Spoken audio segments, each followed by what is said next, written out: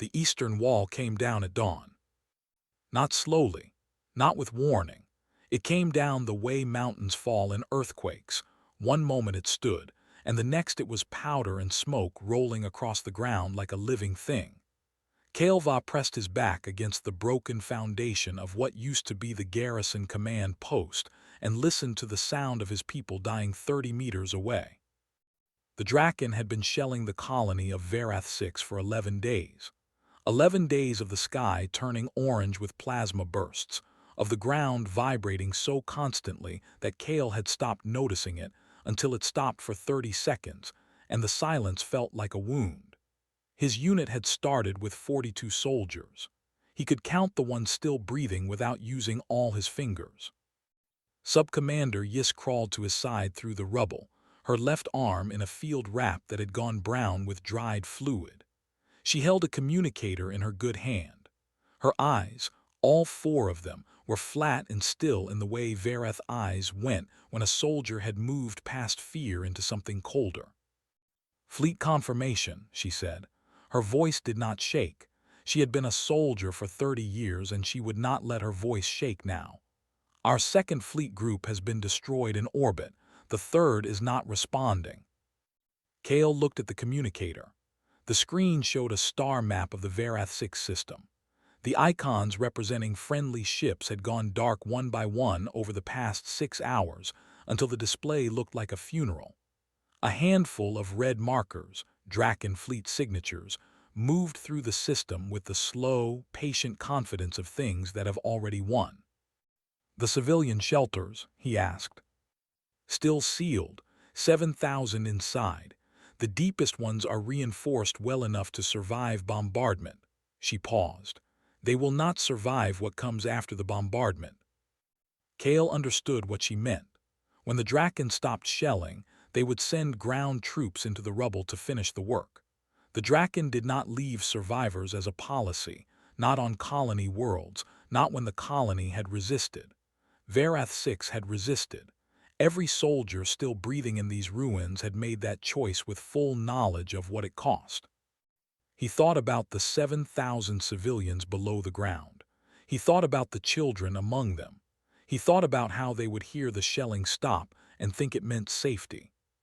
He stopped thinking about it. "How long until they move ground units in?" he asked.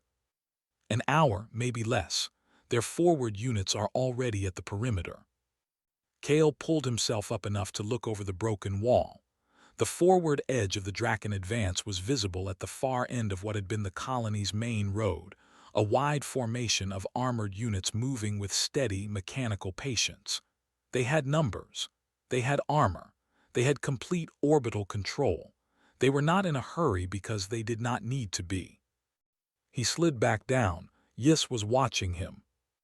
"We hold the civilian shelters as long as we can," he said. It was not a plan. It was a statement of intent, which was the only thing left when plans ran out. She nodded. She had expected nothing less and nothing more. He checked his energy cells. One full cell, one at 30%. He set the partial cell aside and loaded the full one. Around him, the survivors of his unit were doing the same quiet arithmetic, counting what they had, measuring it against what was coming, making the numbers work in their heads because making the numbers work was the only control they had left. Then Ren, the youngest soldier in the unit, a boy barely past his first service year who still flinched at loud sounds when he thought no one was watching, grabbed Kael's arm with both hands. "Commander, the sky." Kael looked up. The cloud cover over Varath 6 was thick and gray and had been for days, lit from below by the orange glow of burning structures. But through a break in the clouds to the north, something was moving. Not Draken ships, he knew those silhouettes by now. These were different, longer. The hull configuration was wrong for anything in the Draken fleet. 3 vessels, large, moving in a hard, fast descent arc that did not match any standard orbital approach pattern he had ever seen. Yis had her optics up. She said nothing for several seconds. "Varath Alliance transponder codes," she said finally, "but the ships are not ours." "What are they?" She lowered the optics. Her 4 eyes met his with an expression he had no name for because he had never seen it on her face before. "Human," she said. Kale had heard of humans. Most of the Varath Alliance had heard of humans by then, the way you hear about a distant storm, as a thing that exists, that has a reputation, that you hope stays far away from you. The Alliance had accepted their application for membership 2 years ago. There had been diplomatic meetings and trade agreements and formal ceremonies that Kale had paid no attention to, because none of it had seemed relevant to a garrison soldier on a colony world at the edge of the system. He had never seen a human ship. He watched the 3 vessels punch through the cloud layer at an angle that made his chest tighten instinctively, the animal part of his brain registering the speed as wrong, too fast for a controlled landing, too steep for any sane descent. Then the ships leveled, barely, just enough. And then the ships opened. Not the landing bays, the hulls. Panels blew outward, and from each vessel in clusters dozens of small objects fell. They trailed fire as they dropped. They were falling too fast. They were going to hit the ground and become craters. Kale started to look away. The objects slowed. Not all at once, in stages, controlled bursts, each one correcting, adjusting, reading the ground below it and responding. They spread as they fell, separating from clusters into individuals, covering a wide arc across the northern approach to the colony. Some came down in the rubble fields, some landed on the road, some hit the open ground between the ruins and the Draken forward line. Each one hit with a sound like a hammer striking an anvil. And each one stood up. Kale had stopped breathing. He was not aware of it. He was watching the northern approach fill with figures, upright, bipedal, covered in armor that caught no light and gave nothing away, moving the moment their feet touched the ground, not pausing, not gathering, not waiting for orders to filter down. Moving toward the Draken line. Yis said very quietly, "There are so many of them." She was right. Kale counted and lost count and started again. Over 200 had come down in the first wave. Even as he watched, more pods were falling from the ships above, which had swung into a wide holding orbit and were now tracking back for another pass. His communicator chimed. The screen showed an incoming signal on an Alliance emergency frequency. The text was in Varath script, auto-translated from whatever language the sender had used. It was short. It said, "Varath 6 Garrison, hold your position. Do not fire on our units. We have the northern approach. Human Forces Advance Element 42nd Drop Brigade. We are here." Kale read it twice. He looked at the figures moving across the broken road toward the Draken line. He looked at the ships overhead, still deploying, still dropping fire and soldiers into the ruins of his colony. He looked at Yis, who was watching him. "What do we do?" Ren asked. His voice cracked slightly on the last word. Kale looked back at the northern approach. 200 and climbing, moving fast, moving without hesitation into a Draken position that had spent 11 days turning this colony into a ruin. "We hold," he said, "and we watch." What happened in the next 4 minutes did not look like a battle. Kale had been in battles. He knew what they looked like, the grinding advance and retreat, the exchange of fire across held positions, the slow mathematics of attrition wearing both sides down, until one of them ran out of will before the other ran out of soldiers. This did not look like that. The human advance element hit the outer edge of the Draken forward position at a speed that did not seem possible for ground troops in full armor. Kale had his optics up now, tracking the contact point, and what he saw made the part of his brain that understood tactics go very quiet. They did not stop at the edge of the Draken formation. They went through it. Not around the flanks, not in a held line advancing meter by meter. They went through the center, a concentrated wedge moving so fast that the Draken units on the flanks were still turning to respond when the leading edge of the human formation had already punched 40 meters past the contact point and was spreading outward from the inside. A soldier Cale would later know as Connor Webb led the wedge. At that moment, Cale did not know his name. He only saw a figure in dark armor who moved like something that had calculated every angle in the space before entering it, who fired with a precision that did not look hurried even at full sprint, who dropped behind cover and was up again before Cale's mind had registered the crouch. The Draken forward units were good soldiers. Cale would give them that even now, even with the ruins of his colony around him. They responded fast. They shifted formation, tried to close the gap the humans had punched through, brought their heavy weapons to bear on the human flanks. A soldier on the human right flank, Cale would come to know her as Lena Price, a name he practiced until he could say it without effort, peeled away from the main advance with 3 others, and took the Draken heavy weapon position from behind before it could fully rotate. She did not stop moving while she did it. The whole action took 11 seconds. Cale counted because counting was the only way his mind could process what it was watching. His communicator chimed again. "Garrison Commander, this is Webb, Human Forces Advance Element. We are pushing the Draken line back toward the ridge at Grid 7. We need your units to hold the shelter access points. Do not let any Draken ground forces circle back to the civilian sectors. Can you confirm?" Cale stared at the message. Webb, the figure he had been watching tear through the Draken formation, was also managing his communicator, mid-engagement, issuing requests for coordination across units, simultaneously. Yis was reading over his shoulder. "They are multitasking," she said. The word in Verath carried a slightly confused undertone, the way you might describe someone doing something physically improbable. Not impossible, just improbable. "Confirm," Cale sent back. He looked at his remaining soldiers, 9 of them. 9, where 42 had stood 11 days ago. They were watching the northern approach with expressions that Cale recognized, the specific look of soldiers who have accepted death and are now being asked to revise that acceptance on very short notice. It required a different kind of courage than dying did. It required choosing to try again. "On your feet," he said.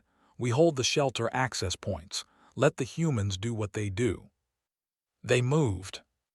Getting his unit into position meant crossing 400 meters of open ground between collapsed structures, because the roads were no longer roads, and the direct routes were no longer direct. Cale moved his people through it fast, using cover, using the smoke still rising from morning impacts. Twice, they drew fire from Draken flanking units that had not yet been engaged by the human advance. Twice, they returned fire and kept moving.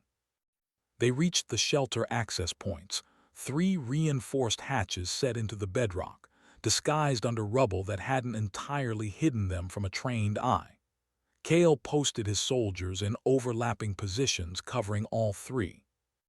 To the north, the battle was loud in a way that was different from the past 11 days of bombardment. The bombardment had been percussion rhythm without direction. This was structured noise. Concentrated fire, then movement, then fire again from a different position. The humans were not holding a line. They were flowing around and through obstacles, constantly repositioning, keeping the Draken units from ever having a stable target. Owen Hart came over a low wall to Cale's left without announcement and crouched beside him. Cale recognized the armor type as human, but had not heard the approach at all, which by itself was remarkable. Owen was what the humans called a scout, lighter armor, more equipment attached to the helmet, eyes that moved constantly in small, rapid sweeps. "You the garrison commander," Owen said. His translation device rendered the words in passable Verath, flat but understandable. "Yes, Cale va." "Owen," he pointed northeast. "There are about 40 Draken infantry trying to work around the human right flank. They are going to come through that collapsed storage building and try to reach the south shelter access from behind. Your people will not see them coming from their current positions." Cale looked at the storage building. Owen was right. The angle was wrong for 3 of his positions. "How many of your people can you spare?" Cale asked. "None right now. That is why I am here." Owen looked at him. He had the eyes of someone who had made many fast decisions in high-pressure situations and had learned to trust the first one. If you can shift 2 of your soldiers to the south corner, and if you can hold for 10 minutes, Webb will have the flank clear and I can loop back. Can you guarantee 10 minutes? Owen thought about it for 1 second. That single second of honest consideration told Cale more about him than any words could have. A liar would have said yes immediately. No, Owen said. But Webb has not failed to clear a flank in the 4 years I have worked with him, so probably yes. Cale shifted 2 of his soldiers. Owen disappeared back over the wall as quietly as he had arrived. Cale pressed himself against the foundation and watched the storage building and waited. 6 minutes later, the 40 Draken infantry came through the collapsed structure exactly where Owen had said they would. They came fast, clearly expecting no defense on this approach, and they ran directly into 2 Varath soldiers who had been waiting behind cover in the south corner for 6 minutes and were completely ready. The action lasted less than 2 minutes. When it was over, Cale had 1 soldier with a minor wound and the southern access point was secure. He sent a short confirmation to Webb's communicator. The reply came back in 8 seconds. Good, hold it, we are almost through the ridge. Cale looked north. The noise of the battle there had changed again, less exchange, more pursuit. The Draken line had not broken yet, but it was bending, pulling backward toward the ridge under pressure that had not relented since the first human boot hit the ground. Yiss moved to Cale's side. She had her optics on the northern engagement, watching the human units work with an expression of professional attention that he recognized. She was studying them, storing it, the way a good soldier always studied anyone who was better at something than them. They do not stop, she said. No. In 11 days the Draken never stopped pressing either. She lowered the optics. But the Draken stopped to regroup, to consolidate gains. Every few hours there was a pause. Cale understood what she was saying. The humans had been on the ground for less than 30 minutes. There had been no pause. They are afraid of pausing, she said. It was not a criticism. It was an observation delivered with quiet respect. If they stop, they lose the pressure, so they have built themselves into something that does not stop. Cale thought about that. He thought about the drop, the way the pods had fallen too fast and then corrected, the way each figure had stood and moved in the same breath. He thought about a species that trained itself to fall from the sky at killing speed and stand up running. What does a thing like that cost them? He asked. Yiss watched the battle. Ask them when it is over, she said. The ridge was a long shelf of broken rock that ran along the northern edge of the colony, and the Draken had been using it for 3 days as a covered position for their heaviest equipment. When the human advance pushed the Draken ground forces back against it, the heavy equipment opened fire directly into the engagement at ranges that would have been suicidal under any normal tactical doctrine. Normal tactical doctrine assumed that you cared about your own troops. The Draken command had decided they did not care about the ground units at the ridge. They had decided the ridge held something more valuable, and they were right. Cale watched through his optics as the heavy fire tore through the advance line, and the human units went to ground, spread thin, suddenly unable to press forward. Connor Webb's voice came through the communicator, clipped and steady. We have a siege platform at the ridge, tracked Class 4, 2 main guns. It is dug in behind the rock shelf. Direct approach is closed until someone removes it. Dale, I need options. Dale Finn's reply came on the shared channel 3 seconds later. Dale was the unit's demolition specialist, a broad-shouldered man with very quiet eyes who Cale had noticed earlier in the engagement for the way he moved. Always slightly apart from the main action, always looking at structures and terrain rather than at enemies, calculating things that other people did not see yet. I see it, Dale said. The rock shelf is sitting on a secondary fault line from the orbital bombardment. There are stress fractures running under the platform's western track. If I can get a shaped charge against the base of the shelf, the whole face comes down on top of it. Time: 12 minutes to get there, 3 minutes to place, if I run. A pause. In the pause, the siege platform fired again. The ground shook. Cale felt it under his feet where he stood 400 meters south. "Do it," Webb said. Cale found Dale in his optics. The man was already moving, angling east along the base of a collapsed structure, keeping the rubble between himself and the ridge. He was not running in a straight line. He was running in the way that a person runs when they understand geometry, always behind something, always moving at angles that kept him invisible from the ridge. Lena Price fell into step 40 meters behind him. She had not been told to. She had simply decided to go. "Price," Dale's voice on the channel, "I do not need an escort." "I know," she said and kept going. She was his medic. Cale understood that without being told, because of the way she moved, always slightly reactive, always scanning for the moment after the action rather than the action itself.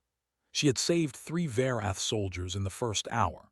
She had stopped in the middle of the advance, in the middle of fire, and pulled an injured Varath soldier behind cover and treated him with the same focused calm she apparently applied to everything. Cale had not known what to do with that. He still did not. He filed it and kept watching. Dale reached the base of the ridge shelf in 11 minutes. He pressed against the rock and began working without visible hesitation, unpacking equipment from a side carrier with practiced hands. The siege platform was 30 meters above him and slightly north. It fired twice more while he worked. Each time the ground shook and each time Dale's hands continued moving. Lena was 10 meters back, watching the approaches from the east. She said nothing. She did not check on Dale's progress. She trusted him to do his part and did hers. Carl Stone arrived from the south without announcement. Another human soldier Cale had been tracking. A quiet man who had not said a single word on the communications channel in the entire engagement, but who had been, without apparent effort, in the exact right position every time the line needed someone there. He crouched beside Lena without speaking. She glanced at him and went back to watching the approaches. Carl checked his equipment and watched the ridge above Dale. 3 people at the base of a ridge, one of them placing a charge that would bring several hundred tons of rock down 2 meters from where they were standing. On the communications channel, Webb was still managing the rest of the engagement, holding the forward line in place, rotating units to keep pressure on the Draken flanks so they could not redirect forces to the ridge. He did this while tracking Dale's progress and watching the siege platform and managing the shared channel for 62 soldiers in active contact. Cale listened to his voice and heard no elevation, no crack, no sign that any of this was harder than a training exercise. He thought about what that kind of calm costs, what you give up or build up or burn down inside yourself to get there. "Charges placed," Dale said, moving to safe distance. Dale moved fast, low, back the way he had come. Lena and Carl moved with him without needing to be told, the 3 of them opening ground from the ridge in a tight, controlled sprint. "Webb," Dale said, "ready. All units pull back 30 meters, now." Cale told his own soldiers to brace. He gripped the foundation beside him and looked at the ridge and waited. The detonation was quieter than he expected. A sharp crack, not a boom. Then the rock face moved. Not explosively. It tilted. The way a wall tilts when its foundation gives. Slowly at first, with a grinding sound that built as more weight committed to the fall, and then faster, and then it came down in a single mass that hit the ground with a sound that Cale felt in his chest and his teeth and the base of his skull.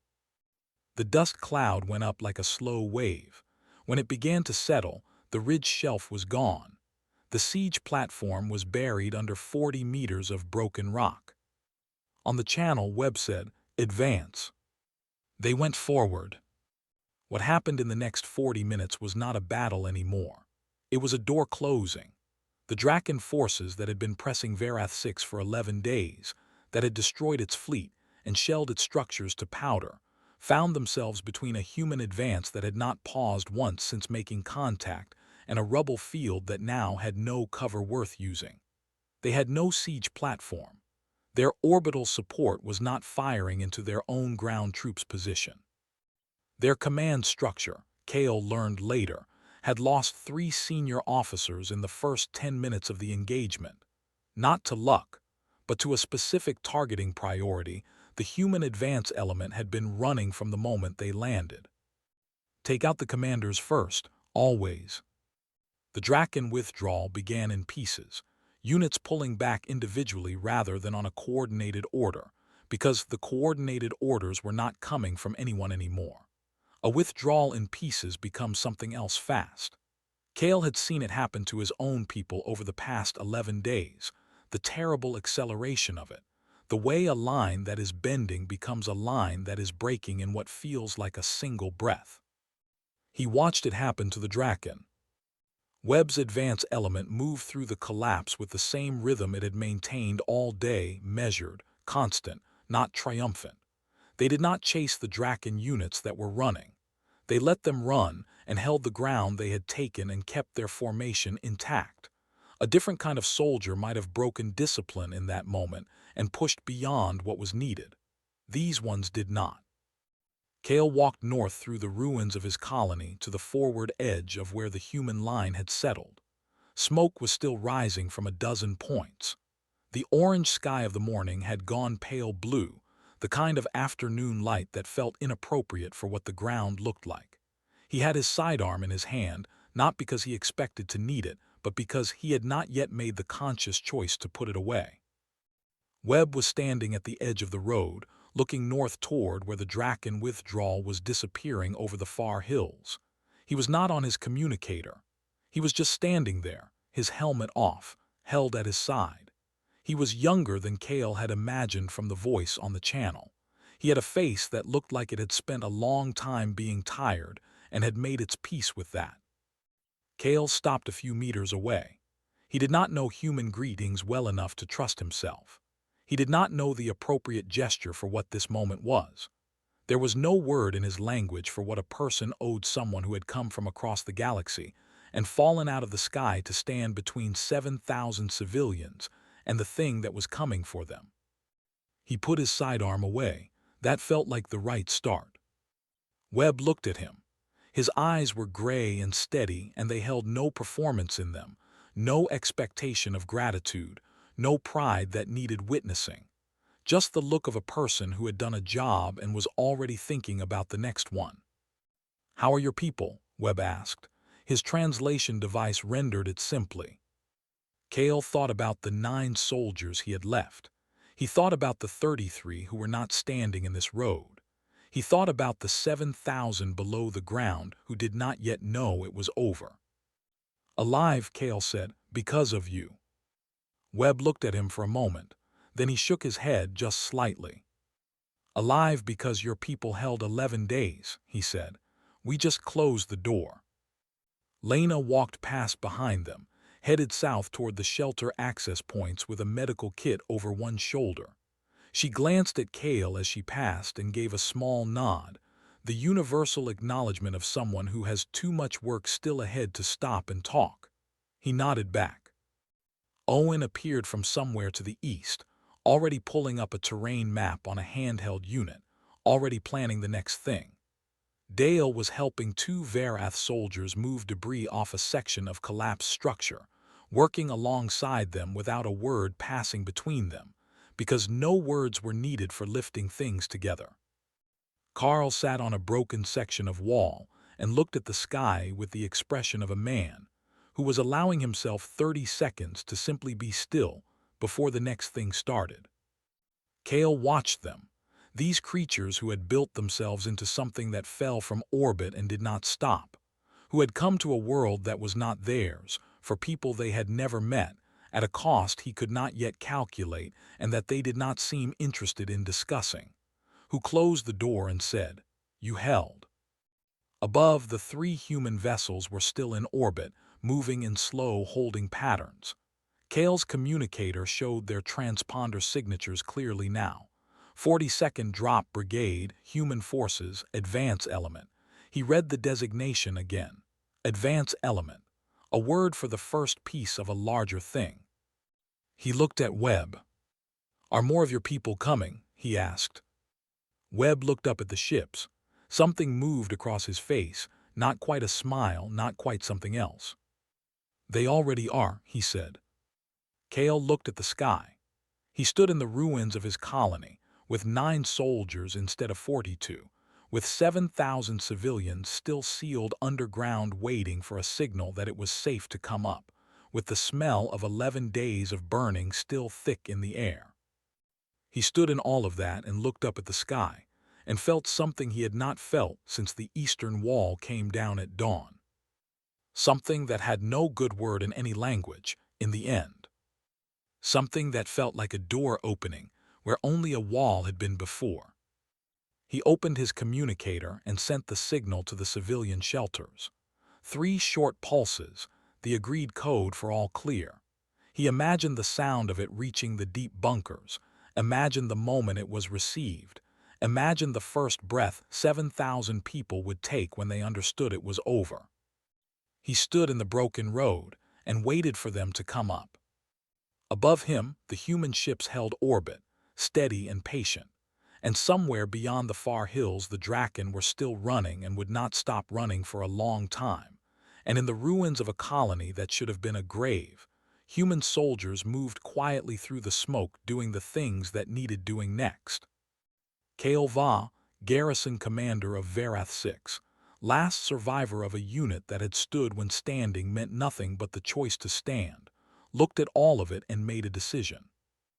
When the War Council met to discuss what had happened here and they would meet, because the galaxy was watching and the galaxy would need words for this, he would give his full account. Every detail, every minute. What 42nd Drop Brigade had done and how they had done it and what it had cost and what it had saved. He would tell them what humans were when the door was closing. He would make sure no one forgot.